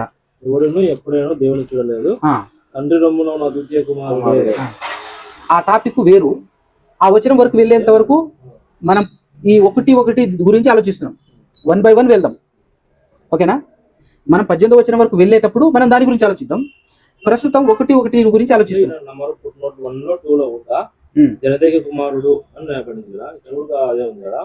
14లో అద్వితీయ కుమారుని అనే కాడ జనదేక కుమారుడు రాయబడింది. ఇక్కడ కూడా 18వ వచనం కూడా అద్వితీయ కుమారుడే అంటే జనదేక కుమారుడే. అనేక ప్రాచీన ప్రతులను అద్వితీయ దేవుడే అంటే ఈ 2 చోట్ల కూడా దేవుడిగా యేసుక్రీస్తును సంబోధించినట్టుగా ఉంది. కరెక్టే. ఇప్పుడు నేనేం చెప్తున్నానంటే ఇక్కడ 18వ వచనంలో అద్వితీయ కుమారుడే అని ఉంది, 2 అంకె ఉంది. దాని మీనింగ్ ఎవరిచ్చారు అని అంటే ట్రాన్స్లేట్ చేసేటటువంటి వ్యక్తి ఇచ్చాడు. ఏమని? జనితైక కుమారుడే అని. జనితైక కుమారుడే అంటే దేవునికి పుట్టిన, దేవుని వలన పుట్టిన కుమారుడే అని కన్ఫర్మ్ చేసి చెప్పాడు. తర్వాత అనేక ప్రాచీన ప్రతులలో అన్నాడు. అంటే అర్థం ఏంటి? ఒరిజినల్ ప్రాచీన ప్రతులు కాదు, ఆ తర్వాత అనేక ట్రాన్స్లేషన్స్ వచ్చే తర్వాత ఆ ప్రతులలో కొన్ని ప్రతులలో అనేక ప్రాచీన ప్రతులలో ఏమని ఉంది అని అంటే అద్వితీయ దేవుడే అని ఉంది. ఆ విషయం కూడా మీకు తెలియజేస్తున్నాను, మీరు ఆలోచించుకోండి అని మన మీద భారం వేశాడు. అనేక ప్రాచీన ప్రతులు అంటే ఒరిజినల్ కూడా ఉన్నట్టుగా అనేక ప్రాచీన ప్రతులు అని అంటే ప్రాచీన ప్రతులు చాలా ఉన్నాయి. ఇప్పుడు ప్రాచీన ప్రతుల్లోనికి వెళ్తే ఎన్ని ట్రాన్స్లేషన్స్ ఉన్నాయో తెలుసా? ఏసుబిఎస్ ఫ్యాంపిలియస్ అనేటటువంటి వ్యక్తి ఒక ఆయన ఉన్నాడు. క్రీస్తు శకం 3వ శతాబ్దం 4వ శతాబ్దానికి చెందినటువంటి వ్యక్తి. ఆయన ఏమన్నాడు తెలుసా? ఒరిజినల్లో స్వయంగా మత్తయి, యోహాను గారు రాసినటువంటి పత్రికలు, సువార్తలు ఏవైతున్నాయో అవి నేను డైరెక్ట్ గా చదివినటువంటి వ్యక్తిని, అందులో ఇది లేదు అని చెప్పాడు ఆయన. ఇప్పుడు దీని గురించి నేను ఇప్పుడు 18వ వచనం గురించి చెప్పారు కదా, అద్వితీయ కుమారుడే అన్నప్పుడు అర్థం ఇక్కడ ఏమనుంది అని అంటే లేక జనితైక కుమారుడే అని ఉంది ఒకటి కదా. అలాగే 3వ అధ్యాయం చూడు, యోహాను సువార్త 3వ అధ్యాయం చూడు. 3వ అధ్యాయం 16వ వచనం. దేవుడు లోకమును ఎంతో ప్రేమించాడు కాగా ఆయన తన అద్వితీయ కుమారునిగా పుట్టిన వారి విశ్వాసం ఉంచుకునే వాడును నశింపక అద్వితీయ కుమారునిగా అని ఉందా? అక్కడ 3వ రంకి ఉందా? కింద ఏముంది? జనదైక కుమారుడు కదా. అంటే 2 చోట్ల జనితైక కుమారుడు అనే మీనింగ్ ఉంది. మొదటి చోట ఎక్స్ట్రాగా ఇచ్చినటువంటి మీనింగ్ ఏంటంటే జనితైక అద్వితీయ దేవుడే అని ఉంది, ఓకేనా? ఇప్పుడు అద్వితీయ దేవుడు రైటా, జనితైక కుమారుడు రైటా అనేది మనం కొద్దిసేపు ఆలోచిద్దామా? జనితైక కుమారుడు అనేది రైటా లేకపోతే అద్వితీయ దేవుడే అనే మాట రైటా? ఏది రైటా రెండిట్లో అనేది చూద్దామా? ఎవరిని అడిగితే బాగుంటుందంటే యేసు ప్రభుని అడుగుదాం. యేసు ప్రభుని అడిగితే అంటే లేఖనమే, మన సొంతంగా మాట్లాడడం లేదు. ఇప్పుడు చూద్దాం. అదే యాక్చువల్గా ఫుట్ నోట్లో ఏంటి అంటే వాళ్ళకున్న పరిజ్ఞానాన్ని బట్టి వాళ్ళు మనకి ఇచ్చేటటువంటి సలహాలు, సూచనలే తప్ప అవి ప్రామాణికం కాదు. పట్టించుకునే వాళ్ళం కాదు, రాశారు కాబట్టి. చాలా చోట్ల పత్రికల్లో కూడా ఇదే డైలాగ్ ఉంది, అంటే ఇదే మాట ఉంటుంది. ఇప్పుడు లేదు అది. అవును అవును, అదొక్క చోట తప్ప ఎక్కడ లేదు మళ్ళా మాట నేను చూసిన. అంటే దాని గురించి స్టోరీ చాలా పెద్ద ఉంది, దాని గురించి కూడా నేను పరిశోధన చేశాను. మళ్ళీ ఆ స్టోరీ ఎంత చెప్తే ఎలాబరేటెడ్ బాగా లెంత్ అవుతుందని చెప్పి దాన్ని ఆపాను. దాని గురించి కూడా నేను చూశాను. అయితే నీకు నేను చెప్పడం కంటే యేసుక్రీస్తు ప్రభువు వారు చెప్తే బాగుంటుందని చెప్పేసి యోహాను సువార్తలోనే 17వ అధ్యాయం ఇందాక చెప్పింది ఏదైనా యోహాను సువార్తలో 3:16 ఇప్పుడు 17:3 యేసుక్రీస్తు ప్రభువు వారు చేస్తున్న ప్రార్థన ఇది. అద్వితీయ అన్నాడు, అద్వితీయ సత్య దేవుడవైన నిన్నును ప్లస్ దాని తర్వాత నీవు పంపిన యేసుక్రీస్తును ఎరుగుటయే నిత్య జీవము అన్నాడు. యేసుక్రీస్తు ప్రభువు చెప్పిన మాటలో అద్వితీయ సత్య దేవుడు, అసలు అద్వితీయ అనే మాటకు అర్థం ఏంటో తెలుసా? అద్వితీయ అంటే ఇప్పుడు ద్వితీయ ద్వితీయ అంటే రెండు, అద్వితీయ అంటే రెండు కానిది, రెండుగా లేనిది అని మీనింగ్. సో ఇప్పుడు యేసుక్రీస్తు ప్రభువు వారు ప్రార్థన చేస్తూ రెండుగా లేనటువంటి ఏకైక దేవుడు నీవే, నిన్నును నీవు పంపించిన యేసుక్రీస్తును తెలుసుకుంటేనే నిత్య జీవం అని యేసు ప్రభు మాట్లాడుతున్నాడు. ఇప్పుడు యేసుక్రీస్తు మాటల్లో అద్వితీయ దేవుడు ఎవరు? తండ్రి కదా. ఇప్పుడు యేసుక్రీస్తు మాటలను బట్టి చూస్తే ఈ యోహాను సువార్త 1వ అధ్యాయంలో ఉన్నటువంటి 18వ అధ్యాయంలో ఉన్న ఫుడ్లోట్లో ఉన్నటువంటి అద్వితీయ దేవుడు అనే మాటను మనం పక్కకు పెట్టవచ్చా పెట్టకూడదా? యేసు ప్రభు మాటను బట్టి. ఇప్పుడు దీన్ని బట్టి రెండు చోట్ల జనితైక కుమారుడు అని ఉంది, దాన్ని తీసుకోవాలన్నా దీన్ని తీసుకోవాలన్నా అంటే ఇప్పుడు యేసుక్రీస్తు ప్రభుల వారి యొక్క మాటను బట్టి మనం దీన్నే తీసుకోవాలి, దీన్ని జనితైక కుమారుని తీసుకోవాలి. రెండోది పరిశుద్ధాత్మని మాటను బట్టి కూడా తీసుకోవచ్చు. ఎలా? ఒకవేళ అద్వితీయ దేవుడే అంటే యెహోవాయే యేసుక్రీస్తు అన్నట్టు వస్తుంది దీన్ని మనం తీసుకుంటే. అద్వితీయ దేవుడు అంటే రెండుగా కూడా లేనటువంటి ఏకైక దేవుడు, ఆ యెహోవాయే యేసుక్రీస్తు అన్నట్టు వస్తుంది దీన్ని తీసుకుంటే. అంటే దీన్ని తీసుకుంటే బైబిల్ మొత్తం తప్పైపోతుంది, అవునా కదా. ఇది రాయించింది పరిశుద్ధాత్ముడు అయితే కాదు, ఫుట్బాల్లో రాయించింది, అవునా కదా. ఒకవేళ పరిశుద్ధాత్ముడు రాయించాడు అనుకో, ఆయన అద్వితీయ దేవుడు అయితే దేవుడు కుమారుడుగా నమ్మమని పరిశుద్ధాత్ముడు చెప్పడం మనకు. ఇప్పుడు ఇది రాయించింది అద్వితీయ కుమారుడు అయితే ఇది ట్రాన్స్లేషన్ చేసే వాళ్ళు అంతే. అవును, 4వ శతాబ్దంలో త్రిత్వవాదం బయటకు వచ్చింది. త్రిత్వం అనే బోధ శిష్యులు చనిపోయిన తర్వాత 300 సంవత్సరాల తర్వాత త్రిత్వం అనే బోధ ప్రవేశపెట్టబడింది. అప్పుడు త్రిత్వం అనే బోధ ప్రవేశపెట్టబడినప్పుడు అప్పుడు త్రిత్వవాదులు చేసినటువంటి పనుల వల్ల కొన్ని వచనాలు వాళ్ళు యాడ్ చేశారు. ఎక్కడ యాడ్ చేశారు అనుకుంటున్నారు? వాల్గెట్ అనేటటువంటిది ఒకటి ఉంటుంది, లాటిన్ లోనికి తర్జుమా చేసినటువంటి వాల్గెట్. అలాంటి వాటిలో ఇప్పుడు వాళ్ళు చూపించుకోవటం కోసం, త్రిత్వాన్ని బలపరుచుకోవటం కోసం చాలా ప్రతులలో వాళ్ళకు అనుకూలంగా కూడా వాళ్ళు మార్చుకొని రాసిన ప్రతులు కూడా చాలా ఉన్నాయి. అవి నేను ఎలా తెలుసుకున్నానంటే మళ్ళీ చరిత్రకి వెళ్తే చాలా దాని గురించి వెతికినప్పుడు దొరికినాయి నాకు. అవన్నీ మాట్లాడితే రీసెంట్గా నేను బైబిల్ చరిత్ర గురించి మాట్లాడినటువంటి వీడియోలు ఉన్నాయి, అవి మీరు విన్నారనుకో చాలా విషయాలు మీకు బోధపడతాయి. సో దాన్ని బట్టి ఓకే అయితే ఇప్పుడు క్రీస్తు మాటను బట్టి చూసినా పరిశుద్ధాత్ముని మాటను బట్టి చూసినా ఇక్కడ మనం జనితైక కుమారుడు అని మాత్రమే తీసుకోవాలి తప్ప అద్వితీయ దేవుడు అనే మాట తీసుకుంటే మళ్ళా మొత్తం తప్పైపోతుంది. ఎందుకు తప్పైపోతుంది అని అంటే యెహోవాయే యేసుక్రీస్తు అనాలి అప్పుడు, అలా అంటే తప్ప సెట్ అవ్వదు. ఈ మాటను బట్టి అద్వితీయ సత్యదేవుడు అయిన నిన్నును నీవు పంపిన అంటే అద్వితీయ సత్యదేవుడు సపరేట్ ఉన్నాడు, యేసుక్రీస్తు సపరేట్ ఉన్నాడు. యేసుక్రీస్తు గురించి తెలుసుకోవాలి, అద్వితీయ సత్యదేవుడు గురించి తెలుసుకోవాలి. అంటే ఇప్పుడు రెండుగా కూడా లేడు మన దేవుడు. ఆ మాట త్రిత్వవాదులకు గొడ్డలు పెట్టి లాంటిది అనమాట, యేసు ప్రభు ప్రార్థనలో చేసిన మాట. ఎందుకంటే మన దేవుడు ముగ్గురుగా ఉన్న ఒక దేవుడు అంటారు, కానీ యేసు ప్రభు చెప్పాడు మన దేవుడు కనీసం ఇద్దరుగా కూడా లేరు అని చెప్తున్నాడు, రెండుగా కూడా లేడు మన దేవుడు అని చెప్పి యేసు ప్రభు మాట్లాడుతున్నాడు. అదనమాట మనకు బలమైనటువంటి ఆధారం. సో ఇప్పుడు మన యోహాను సువార్త 1:1 రాగలిగితే, మన పరిశోధన అక్కడ ఉంది కాబట్టి ఇక్కడికి రాగలిగితే, వాక్యము దేవుడు అని చెప్పే ప్రయత్నం చేశాడా యోహాను గారు? వాక్యము దేవుని కుమారుడు అని చెప్పే ప్రయత్నం చేశాడా యోహాను గారు అనేది మన ప్రయత్నం, ఇప్పుడు మన పరిశోధన. దాని కొరకు యోహాను సువార్త 20వ అధ్యాయంలో ఉన్న 30-31 వచనాలు చదివాము. ఇప్పుడు అక్కడ యేసు ప్లేస్లో వాక్యం అని పెట్టి చదివాము. వాక్యము దేవుని కుమారుడు అని, దేవుని కుమారుడైన క్రీస్తు అని నమ్మి, అలా నమ్మి ఆయన నామం ముందు జీవం పొందాలని ఇవి రాయబడింది అని చెప్పి చెప్పాడు. అదే యోహాను గారు. ఇదే యోహాను గారు పత్రిక కూడా రాశాడు కదా, ఆ పత్రికలో కూడా ఒకసారి చూద్దాం మనం. మొదటి పత్రిక 4:15 చదువు. యేసు అనే దగ్గర వాక్యం అని పెట్టు. వాక్యము దేవుని కుమారుడు అని ఎవడు ఒప్పుకొనునో వానిలో దేవుడు నిలిచి ఉన్నాడు, అది వాడు దేవుడు అందున్నాడు. అంటే ఇప్పుడు యోహాను గారి కదా రాసింది 1:1.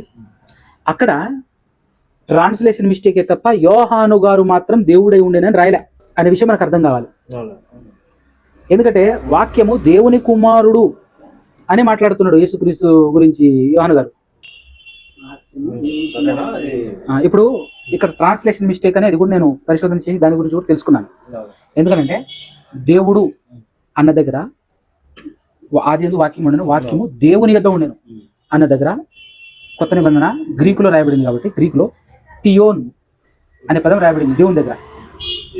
కింద వాక్యము దేవుడై ఉండేనని ఉందా, అక్కడ థియోస్ అని రాయబడింది. అంటే మీనింగ్ ఏంటి అంటే అక్కడ ఆర్టికల్ ఉంటుంది ది అని, ది అంటే డెఫినెట్ ఆర్టికల్ అంటారు దాన్ని. అది గ్రీకులో వచ్చేసి టోన్ అనే ఆర్టికల్ ఉంటుంది, టోన్ కానీ ఓ కానీ అనే ఆర్టికల్ ఉంటుంది. గ్రీకు భాషలో. దాని ఇంగ్లీష్లో ట్రాన్స్లేట్ చేసేటప్పుడు ఏ ఆర్టికల్ వస్తుంది అంటే ది అనే ఆర్టికల్ వస్తుంది. THED. ది అంటే డెఫినేట్, అంటే ఖచ్చితం, డెఫినేట్ ఆర్టికల్. ఈ థియోస్ అనే దానికి ఆర్టికల్ లేదు. అంటే ఇంగ్లీష్లో ట్రాన్స్లేట్ చేసేటప్పుడు ఏ అని వస్తుంది, అంటే ఇండెఫినెట్ ఆర్టికల్, అంటే ఖచ్చితత్వం కాదు. అంటే ఇక్కడ థియోస్ అని అంటే దేవుడై ఉండేను అని, ఇంగ్లీష్లో కూడా దేవుడై వాస్ గాడ్ అని ఉంటుంది. కానీ ఇది 100% ఖచ్చితం కాదు అనే విషయం వాళ్ళే చెప్తున్నారు. సో దాని గ్రీక్ స్కాలర్ని అడిగితే గ్రీక్ స్కాలర్స్ చెప్పినటువంటి మ్యాటర్ ఏంటి అంటే, దాని మీనింగ్ ఏంటి అంటే అక్కడ 100% దేవుడు అని రాదు, దైవత్వం కలది అనే మీనింగ్తో వస్తుంది తప్ప దైవత్వం కలదై ఉండేను, దేవుని లక్షణాలు దైవత్వం గలదై ఉండేను అనే వస్తుంది తప్ప దేవుడై ఉండేను అని మాత్రం రాదు అనే విధంగా గ్రీక్ స్కాలర్లు ఇచ్చినటువంటిది. దాన్ని నేను గ్రోక్ కానీ ఈ మధ్య వచ్చినటువంటి AI ఉందా దాని నుంచి అడిగి తెలుసుకున్నటువంటి విషయం. అన్ని భాషల మీద అవగాహన ఉంటుంది దానికి. అది ఎలా మిస్టేక్ ఇస్తుంది అని అంటే, ప్రజలు ఏదైతే ఇచ్చారో దాన్ని బట్టే ఇస్తుంది. ఇప్పుడు గ్రీక్ స్కాలర్స్ గ్రీకు భాష మీద ఎంతో కొంత ఆర్టికల్స్ రాసి ఉంటారు కదా, దాన్ని బట్టే ఇస్తుంది. సో దాన్ని బట్టి గ్రీక్ స్కాలర్స్ అందరూ ఒప్పుకున్నట్టే కదా. ఆ గ్రీక్ స్కాలర్స్ ఒప్పుకున్నటువంటి విషయం ఏంటంటే, థియోస్ అంటే ఆర్టికల్ లేకుండా, ఆర్టికల్ ఉండి ది ఆర్టికల్ అంటే THED అనే ఆర్టికల్ ఉండి థియోస్ అని ఉందనుకో అది దేవుడు అని చెప్పుకోవచ్చు. కానీ ఎటువంటి ఆర్టికల్ లేకుండా ఉంది అని అంటే అది ఇండెఫినెట్, అంటే డెఫినెట్ కాదని అంటారు. సో దాని ఒరిజినల్ మీనింగ్ వచ్చేసి దైవత్వం గలదై ఉండేను అనే మాటతో ట్రాన్స్లేట్ అయితే అసలు గొడవ ఉండేది కాదు, అది ఒరిజినల్ మీనింగ్ వస్తుంది అక్కడ. కానీ మన వాళ్ళు దాన్ని ఏం చేసేసారు, దేవుడై ఉండేను అని చెప్పేసి.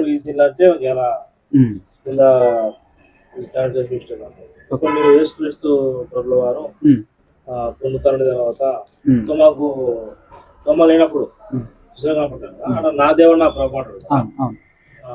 అంటే కొన్ని రెగ్యులర్స్ దీన్ని అర్థం చేసుకునే విధానం. అయితే మీరు ఒక పని చేయండి, ఇందులో చూపిస్తున్నాను. ఓకే ఓకే, అందులో నుంచే ఇవన్నీ ఎదురైంటాయి. ఎందుకంటే నాకంటే నేను మనకు తెలియదు. ఓకే, మీ మొబైల్ జ్ఞానవంతుడికి ఎదురైంటారు. చాలా ఇవే ఎక్కువ చూపించేది కూడా నీకు ఇవే ఉంటాయి. 100% మీకు క్లారిటీ ఇవ్వటం కోసం సబ్స్క్రైబ్ చేసుకున్నాను. ఒకసారి చెల్లి ఇవ్వండి చెప్తా. ఎప్పుడంటే చూపిస్తా. నేనేదో ఇప్పుడు చూసాడు కాదు మళ్ళీ నేను అన్న కూడా మొదటగా మీ గురించి నేనే చెప్పాడున్నా అనుకుంటున్నా. డైరెక్ట్ తెలుసుకున్నా. చిన్న షాప్ లో ఇది ఒకటి చిన్న షాప్ తెలుసుకున్నాను. ఇప్పుడు ఇది ఇక్కడ వరకే విన్నారు మీరు, పూర్తిగా వినలే. Okay, no problem. నేను అంటే ఇప్పుడు మీకు ఈ వచనాలన్నీ ఉన్నాయి కదా, ఒక్కొక్క వచనం ఇప్పుడు మనకు సమయాన్ని బట్టి సెట్ అవ్వదు. రెండు అన్ని ఒకేసారి మాట్లాడుకున్నా మన మైండ్ యాక్సెప్ట్ చేయదు. దాని కొరకు నేను ఏం చేస్తున్నాను అంటే ప్లేలిస్ట్. ఇప్పుడు జనరల్ గా ఇట్లా వస్తుంది కదా, విజిట్ ఛానల్ ప్లేలిస్ట్ లోకి పోతే ఇందులో యేసు ప్రభు దేవుడు అని చూపే వచనాలు 29 ఉన్నాయి. మీకు 29 తెలుసో లేదో, 29 వచనాలకు వాక్యానుసారమైనటువంటి వివరణలు నేను ఇచ్చాను. ఇందులో మీరు అడిగినటువంటి తోమా గారు నా దేవా అని అన్నారు కదా, ఇందులోనే ఇదిగో ఇది ఫిలిప్పీ పత్రిక 2:6 వివరణ. ఇది చర్చాపూర్వకమైన ప్రేమపూర్వక చర్చ వేదిక. ఈ వచనాలన్నింటికి మరలా ఎక్స్ప్లెనేషన్ ఇందులో ఇచ్చాను. ఎందుకంటే ఇందులో 17 మంది పాస్టర్లు వచ్చారు అమలాపురం సైడ్, వచ్చి కూర్చున్నారు మాకు వీటన్నిటికీ సమాధానం కావాలని. సో అన్ని ఇందులో ఇచ్చాను. అండ్ ఇది వేరే సహోదరి ఇచ్చినటువంటి ఒకటి వివరణ. ఇది యోహాను పత్రికలో ఉన్నటువంటి 5వ అధ్యాయంలో ఉన్నటువంటి నిజమైన దేవుడు అని చాలా మంది దాన్ని యేసుక్రీస్తు గురించి ఆపాదిస్తూ ఉంటారు, అక్కడ సరిగ్గా అర్థం చేసుకోలేక. దాని తర్వాత కొద్దిసేపు పక్కన పెట్టారు. ఇదిగో తోమా గారు క్రీస్తును నా దేవా అని ఎందుకు అన్నారు అనేటటువంటిది 23 నిమిషాలే ఉంటుంది. తర్వాత విను ఇమ్మానుయేలు అనే దాని గురించి, యెషయా గ్రంథం 9:6 గురించి, దేవునితో సమానులు అంటే తీతు పత్రిక గురించి, తీతు పత్రిక 2:13 గురించి, ఇది వంశీ అన్నకు నాకు జరిగినటువంటి డిబేటు, అద్వితీయ దేవుడా ద్వితీయ కుమారుడా అనేటువంటి అన్నారు కదా దాని గురించి, రోమా పత్రిక 9:5 దాని గురించి, ఇది హెబ్రీ పత్రికలో దేవుడే నా దేవా అన్నట్టుగా ఉంటది కదా దాని గురించి, సరేనా? ఇవన్నీ మీరు చూడండి. చూసి మీరు ఏమన్నా మీరు చూసిన తర్వాత ఏమన్నా మీకు క్లారిఫై కాలేదనుకో అప్పుడు ఏం చేయండి అని అంటే డైరెక్ట్ నాకు ఫోన్ చేయండి. నా విజిటింగ్ కార్డు ఫస్ట్ నెంబర్ నాది 5. అయితే ఫైనల్ ఒక మాట అన్న, మనకు నేనేమనుకుంటున్నా, యేసుక్రీస్తు ప్రభుల వారు ఈ భూమి మీద ఉన్నప్పుడు మాత్రమే దేవుణ్ణి తండ్రిగా తనను కుమారునిగా పరిచయం చేసినాడు. మీకు ఆల్రెడీ గుర్తులు వచ్చినప్పుడు నాకు గుర్తులేదు, చెప్తున్నాను కూడా. ఆ ఎబ్రీ పత్రికలోనే ఎస్ఐ గ్రంథంలో రాయబడింది అనుకుంటున్నా వచనంగా. ఇక్కడ ఏమన్నట్టుగా దేవుడు తండ్రిగాను కుమారుడిగాను పిలువబడు పంపాను అనేది ఒక రెఫరెన్స్. కుమారుడిగాను దేవుడు కుమారుణ్ణి భూమి మీదకి వచ్చిన తర్వాత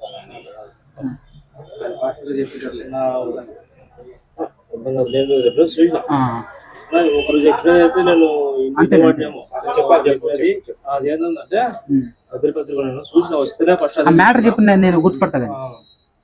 కుమారుడిగా పిలువబడు పంపాను, కుమారుడుగా పిలువబడుటకు. యాక్చువల్ గా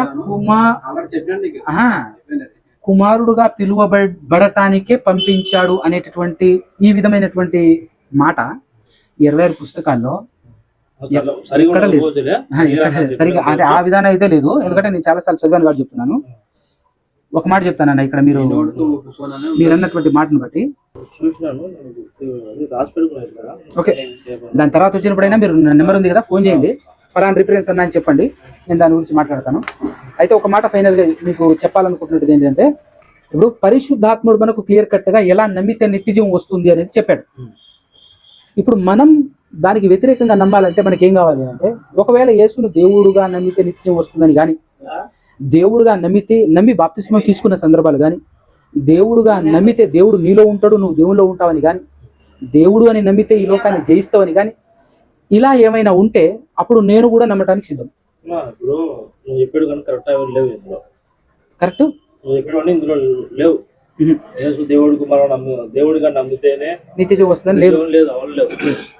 నేను కూడా మొదటి నుంచి యేసుక్రీస్తు దేవుని కుమారుడే, తండ్రి పరలోకంలో ఉన్నాడు దేవుడు, ఆయన కుమారుడు గానీ నేను మొదటి నుంచి అదే ట్రాక్ మీద ఉన్నాను. ఓకే ఓకే, అంటే మీరు ఏమనుకోకండి, మీరు ఏ సంఘానికి వెళ్తారంటే మామూలుగా మీ అయితే నేను వెళ్ళేది ఏబిఎం సంఘానికి. ఓకే ఓకే ఓకే, సో మీరు త్రిత్వం నంబరు నేర్చుకునేది, త్రిత్వం నంబరు, త్రిత్వం అంటే లోకంలో త్రియక దేవుడు అని, ముగ్గురు కలిపి ఒక దేవుడు అని. త్రియక దేవుడు కాదు, తండ్రి కుమారుడు పరిశుద్ధాత్ముడు ముగ్గురు. ఓకే ఓకే, తండ్రిగా ఉన్నాడు, కుమారుడు అంటే ఒక రకంగా చెప్పాలంటే మన బిఓవై సంబంధించినటువంటి వాళ్ళు ఎవరైతే ముగ్గురు దేవుళ్ళు, కుమారుడైన దేవుడు, పరిశుద్ధాత్మ దేవుడు, తండ్రి అయిన దేవుడు అని ముగ్గురు దేవుళ్ళు అని చెప్పేసి అంటారు. ఆ వర్షంలో లేదా? సో ఏదేమైనా దేవుడు అంటారు. అయితే కొన్ని వాళ్ళ బదులు విన్నాం కాబట్టి కొంతవరకు ముగ్గురు దేవులుగానే భావించుకున్నాం. ఓకే, భావించుకున్నాం. తర్వాత ఇలా ఒక దేవుడు ఒక్కడే అనేది మాకు అర్థమైపోయింది. ఎందుకంటే మన 36 పుస్తకాలలో ఎక్కువ శాతము దేవుడు ఒక్కడే అంతే. తర్వాత కొత్త నిబంధనలో కొంచెం పరిజ్ఞానం లేకపోతే, కొంచెం బైబుల్ చదవకపోతే, కొన్ని పరిశోధన చేసకపోతే, కొన్ని చోట్ల ఏముందంటే దేవుడిగా యేసుక్రీస్తుని దేవుడిగా పిలవడం, మూడు చోట మహాదేవుడు అంటే రాయబడింది. అదే మహాదేవుడు అంటే కొన్ని చోట్ల యెహోవా రక్షకుడు అని రాయబడింది, యేసుక్రీస్తు రక్షకుడు అని కూడా రాయబడింది. అంటే రక్షకుడు అంటే ఒకరే కదా, ఒకడే. మళ్ళా ఆయన రక్షకుడా ఈయన రక్షకుడా, దాని గురించి కూడా నేను ఆల్రెడీ క్లారిటీ ఇచ్చాను. ఒకటి, యేసుక్రీస్తు ప్రభువారు ఓపెన్ గా స్ట్రైట్ అండ్ ఫార్వర్డ్ గా స్ట్రైట్ గా చెప్పినటువంటి మ్యాటర్ ఏంటంటే, మిమ్మల్ని రక్షించాలి అనుకునేటటువంటి ఉద్దేశం నాది కాదు. నన్ను రక్షకుడిగా పంపించాడు దేవుడు, కానీ మిమ్మల్ని రక్షించాలనుకున్నది దేవుడే. అంటే అసలు రక్షకుడు దేవుడే, మనల్ని రక్షించాలి అని దేవుడు ఈ భూలోకంలో పట్టాడు కాబట్టి తన కుమారుడు పంపించాడు. సో దీన్ని బట్టి మనకు అర్థం కావాలి, యేసుక్రీస్తు సపరేట్గా రక్షకుడు కాదు. యేసుక్రీస్తు తనంతట తానుగా మనల్ని రక్షించలేదు, దేవుని చిత్తానుసారముగా దేవుడు పంపిస్తే రక్షించాడు. కాబట్టి మనం ఇక్కడ ఇద్దరు రక్షకులు అని చెప్పడానికి లేదు. అర్థమైందన్నా? సో అసలు రక్షకుడు దేవుడే. దేవుడు పంపిస్తేనే యేసుప్రభు వచ్చాడు. ఆయన చెప్పాడు నా అంతటి నేను రాలే అన్నాడు. అంటే నా అంతటి నేను మిమ్మల్ని రక్షించాలని నేను రాలే, నన్ను పంపించిన ఆయన ఒక ఆయన ఉన్నాడు అనే విషయం చెప్పాడు. కాబట్టి దాన్ని బట్టి మనం క్లారిటీ చేసుకుంటే మనకు క్లియర్ అయిపోతుంది. కానీ ఫైనల్ ఏంటంటే అన్న, పరిశుద్ధాత్ముడు మనకి ఏదైతే నమ్మమని చెప్పాడో అలా నమ్మి బతకటం గొప్ప విషయం. దానికి అనుకూలంగా మనం బైబిల్ని అర్థం చేసుకోవటం కోసం అంటే ఇందాక ఈ ఇందులో చెప్పిన విశ్వాసవాక్యం చెప్పింది కదా, 100% కరెక్ట్ అయితేనే పరిశుద్ధాత్ముడు రాయించినాడు వండర్ఫుల్ అని చెప్పింది కదా. దాన్ని నోటి అందులోనే కొన్ని రెఫరెన్స్లు యేసుక్రీస్తు దేవునిగా అన్నట్టున్నాయి, అపోస్తలులే సంబంధించారు. అదే అదే అలా అలా అన్నట్టున్నాయి. సో ఒక పరిశుద్ధాత్ముడు 2 రకాలుగా రాయించాడు కదా, ఎలా రాయించాడు అనే డౌట్ మనకు రావాలి. దాన్ని బట్టి మనం పరిశోధన చేస్తే ఒరిజినల్ విషయం బయటపడుతుంది అని చెప్పాను. అందుకోసం ఇప్పుడు నేను వినండి. ఇప్పటి నుంచి ఎలా వినండి అని అంటే, ఇలాగే ఇప్పుడు చాలా చక్కగా మీరు బైబిల్ పెట్టుకొని ప్రతిదీ రాసుకుంటూ విన్నారు కదా, అదేవిధంగా అవసరం అనుకుంటే ఆపండి, అక్కడ ఆపి వినుకుంటూ జాగ్రత్తగా వినండి. ఒక విషయం విన్న తర్వాత క్లారిటీ అయిందనుకో సంతోషం, క్లారిటీ కాలేదనుకో, ఎక్కడైతే క్లారిటీ కాలేదో దానికోసం నాకు ఫోన్ చేయండి, ఓకేనా? నేను కొన్ని విషయాలు అదే అవన్నీ ఎదురైనాయి, లేనివే కాదు, ఆల్రెడీ ఉన్నాయి. మొత్తం గురించి మాట్లాడేశాను నేను. దాదాపుగా వీడేముందంటే తీతు పత్రిక 2:13 అదే నేను చూపించాను కదా ప్లేలిస్ట్. మహాదేవుడును మన రక్షకుడైన 2:13 తీతు పత్రిక 3:4 మన రక్షకుడైన దేవుని యొక్క దయయు మానవుడైన ఆయనకున్న ప్రేమయు ప్రత్యక్షమైనప్పుడు, అది తండ్రి గురించి రాయబడింది కదా. తండ్రి గురించి మన రక్షకుడైన దేవుని యొక్క దయయు అంటే రక్షకుడు యేసుక్రీస్తే కదా అనే యాంగిల్ లోనికి మనం వెళ్ళిపోతాం. లేదా రక్షకుడు యెహోవా. ఎంతమంది రక్షకులు? రక్షకులు ఇద్దరు ఎందుకుంటారు? ఒకడే. నేను అన్న కొన్ని రెఫరెన్సులు పంపిస్తున్నాడు. చదివేవారి కూడా ఎందుకు పంపిస్తున్నాడు అర్థం కాలే గురుకున్న వారికి. అర్థం చేసుకోవాలి. నీకు నాకు మా ముగ్గురికి తాటింది, వీళ్ళకి ఇద్దరికి ఉంది. వేరే వాడిని కూర్చోబెట్టి మధ్యలో వచ్చిన తర్వాత చెప్తుంటే అర్థం కాదు.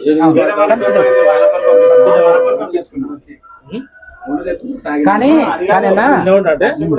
నేనేం చేసిన అంటే టిక్మార్క్ చేసి లైన్ చేసి అర్థం కావాలి, అది స్క్రీన్ షాట్ తీసుకొని దాంట్లో నేను టిక్ మార్క్ తీసుకొని ఇలా పెడుతున్నా చేసి పంపిస్తున్నా. ఇక రక్షకుడు ఉంది పంపిస్తున్నారు. నేను రక్షకుడు ఎవరో చూపిస్తున్నా, రక్షించాలనుకున్నది ఎవరో చూపిస్తున్నా.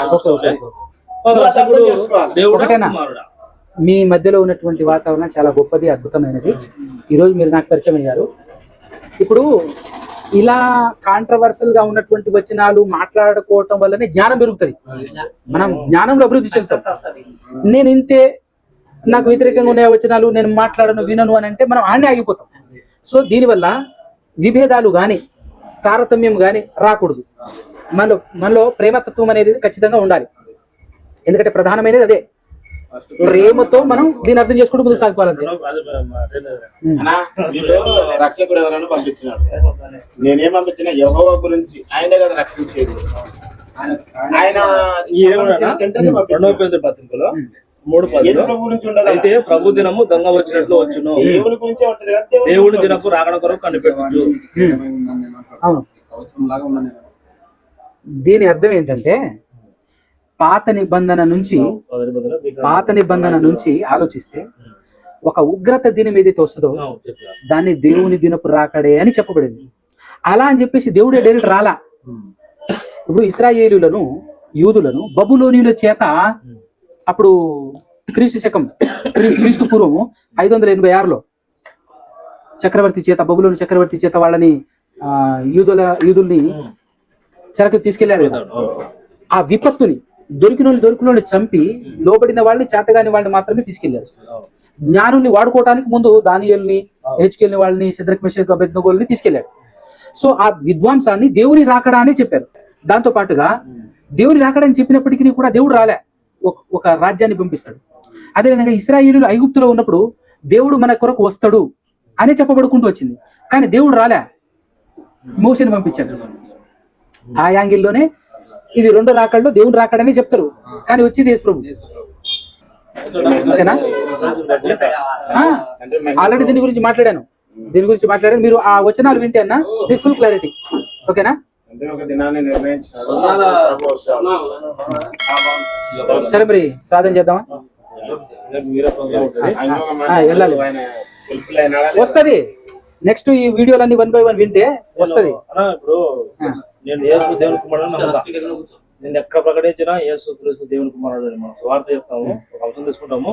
ఆ అంశంలో ఏదో సువార్త చెప్తే ఆ సువార్తలో యేసు క్రీస్తు తండ్రి తన ప్రియ కుమారుడు ఒకరిని పంపి మనందరినీ తమ్మి మనం సువార్త చెప్తాం. ఓకే ఓకే, మన అంశం ఏది తీసుకున్నా సూపర్, ఏది తీసుకున్నా ఖచ్చితంగా సువార్త చెప్తాం. అది యేసు క్రీస్తు దేవుని కుమారుడు అని చెప్తాం.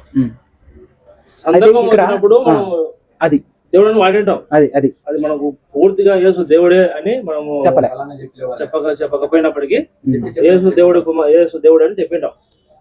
అంటే ఇప్పుడు కొంచెం క్లారిటీ మీకు ఏం రావాలి అని అంటే కొన్ని రిఫరెన్స్ క్లారిటీ వచ్చేస్తే మీరు 100% యేసు దేవుని కుమారుడే అనే దగ్గరికి వస్తారు. అలా వస్తే ఇక ఫుల్ ప్లెజ్డ్ గా ఫుల్ క్లారిటీతో మీరు ఉంటారు. దాన్నే సర్వసత్యం అని బైబిల్ బోధించినటువంటి విధానంలోకి వస్తారు. అది రావాలంటే మీరు నేను చెప్పాను కదా, అందరికీ లేదు పక్కన పెట్టాను అన్నాను. నో ప్రాబ్లం అన్న. భగవంతాస్ అన్నది ఏంటంటే చెప్పేటప్పుడు ఏమని భావిస్తున్నారంటే ఇక్కడైతే ఎందుకంటే ఎవరు చెప్పలేదు శరీర రీతిగా కుమారుడుగా ఉన్నాడు, పరలోకంలో దేవుడుగా ఉన్నాడు అని కూడా చెప్పినారు వీళ్ళు. నా ముందర వచ్చి ఎంత చెప్పినా కానీ ఒకవేళ నాకు తెలిసిన చెప్పేటకి నన్ను అర్థం చేసుకోలేదు. ఒకవేళ ఇక్కడ అయితే కుమారుడిగా ఉన్నాడు, పరలోకంలో అయితే దేవుడిగా ఉన్నాడు అని చెప్పాలని వీళ్ళు పూర్తిగా పట్టుకున్న వాళ్ళం కాదు. నేర్చుకుంటున్నారు. నిషా బాగా ఇటుంది నిషా అంటాం. అన్న కూడా ఇటుంది నిషా నమ్ముతున్నాం లేకపోతే అంటాం. అని నా ఇష్టం కాదు నీ ఇష్టం కాదు, దేవుని ఇష్టాన్ని బయలుపరిచినావు కదా, అది అది వచ్చితే ఏదైనా నమ్ముతాం కదా. అట్లా వీళ్ళు వినకుండా నా మీద మాట్లాడితే నేనేం చేయాలి? జరుగుతాయి, ఇవన్నీ కామన్, జరుగుతూ పోవాల్సి. అంటున్నది ఒకటే, ఇక్కడైతే శరీరపరంగా కుమారుడిగా ఉండొచ్చు, పరలోకంలో దేవుడు ఆయనతో సమానుడు అన్నారు. ఒకటన్నా సూపర్ సూపర్, అది ముఖ్యం, అది అద్భుతం. అయితేనా ఒకటి, ఈ వీడియో మీరు కనబడకుండా అప్లోడ్ చేయొచ్చా యూట్యూబ్? ఎందుకు అంటే నా స్వార్థంతోనో, వినండి, నా స్వార్థంతోనో లాభంతోనో కాదన్న. ఇప్పుడు ఇదే డైలాగ్తో ఇదే మనసుతో చాలా మంది ఉంటారు బయట. వాళ్ళు రికవర్ అవుతారా లేదా? వాళ్ళు తెలుసుకుంటారా లేదా? మీరు కనబడరు, మీరు కనబడరు. ఉంటారు, చాలా మంది ఉంటారు, అలాంటి వాళ్ళకు ఉపయోగపడతారని. నాకంటే ఇంకా మనిషి బాగా చాలా మంది పాస్టర్లతోనేనన్నా, 100 మంది పాస్టర్లతో మాట్లాడాను, 100 మంది పాస్టర్లతోనే మాట్లాడాను. పాస్టర్లలోనే విశ్వాసులు కంటే పాస్టర్లతోనే ఎక్కువ మాట్లాడాను.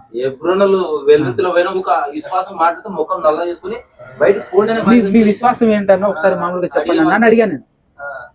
ఫస్ట్ బయటకి వెళ్ళాను. రక్షణ అనేది అది మనకు ఉచితంగా వచ్చింది. మనం ఏం చేసినా మన కోల్పోదు అనేది దాని మీద రక్షణ కాపాడుకోవాల్సిన అవసరం లేదా? కాపాడుకోవాలి, ఖచ్చితంగా విశ్వాసాన్ని కూడా కాపాడుకోవాలి, రక్షణను కూడా కాపాడాలి. మనకు వచ్చేసి లేదన్నాడు ఈయననే శేఖర్. తప్పది తప్పది, పేరు వద్దులే మనకు.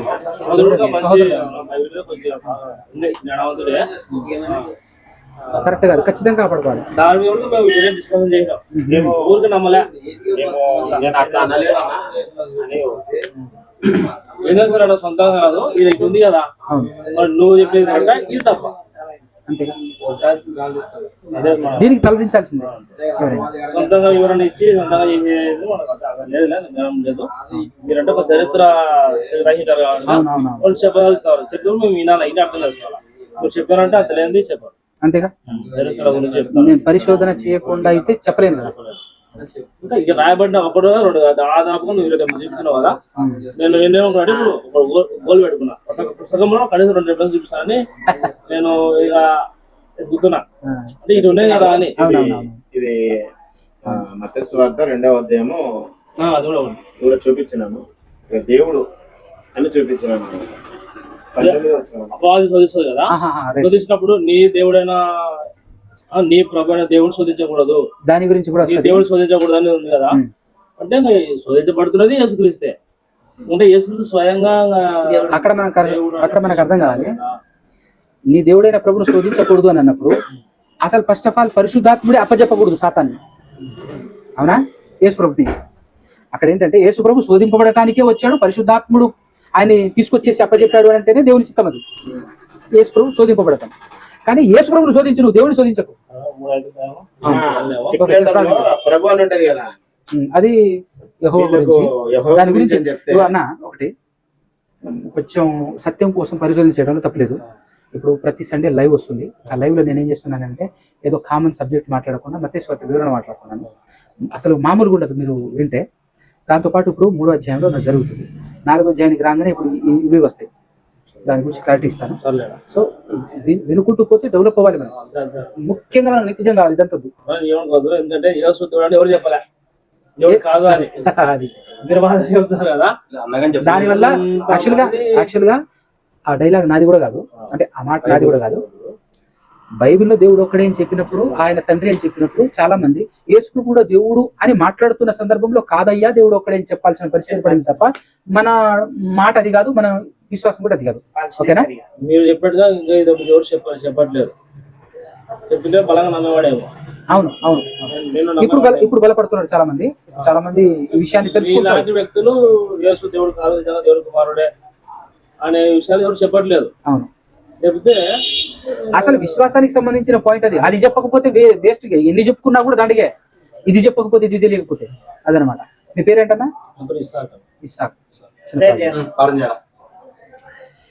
పరిశుద్ధుడా, పరమాత్ముడా, పరమందు ఆసీనుడా, సకల ఆశీర్వాదాలకు కారణభూతుడా, నాయన తండ్రి, నాయన మీ కుమారుడు ఇస్సాకును బట్టి ప్రార్థన చేసిన జ్ఞాపకం ఉంచుకోండి తండ్రి.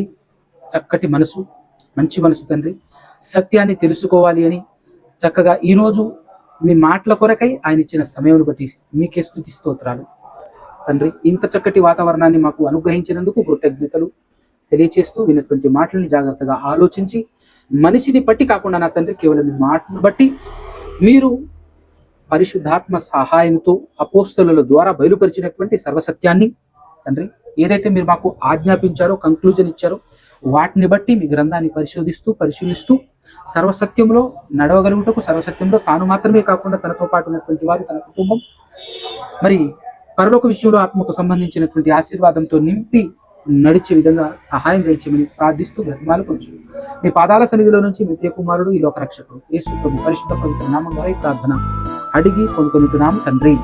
ఆమేన్.